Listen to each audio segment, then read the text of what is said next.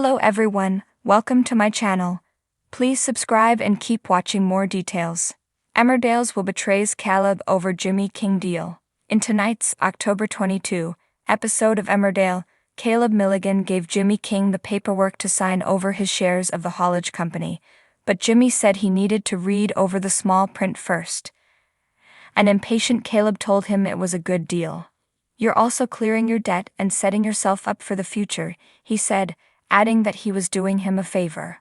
"You're also taking advantage of my misfortune," Jimmy said, telling Caleb he'd sign it later. Chas Dingle confronted Caleb about blackmailing Ruby Fox Milligan's mother Helen before she died. He asked Ruby to hear him out and explained that the money was for their future and the least she deserved. "When did she ever give you something out of the goodness of her heart?" he asked. "As soon as Jimmy signs it over, we'll be richer than you ever can imagine."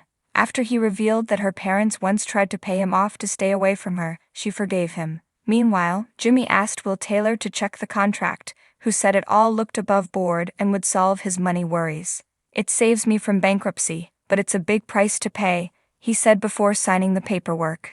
However, when Caleb returned to seal the deal, Jimmy handed him an envelope with the shredded contract inside.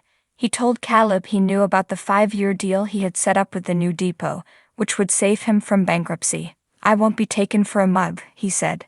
Caleb threatened to cancel the deal, but Jimmy laughed and said it was too late.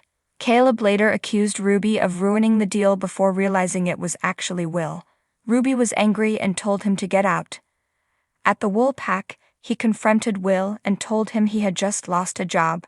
Will explained he couldn't do it to Jimmy, only to have Jimmy tell him that their friendship was over. Elsewhere, Belle Dingle received roses and was convinced they were from Tom King. He denied it and accused her of being troubled. "Do you want to end up back in the secure unit?" he asked. Later, he made a phone call to report her for a bail infringement.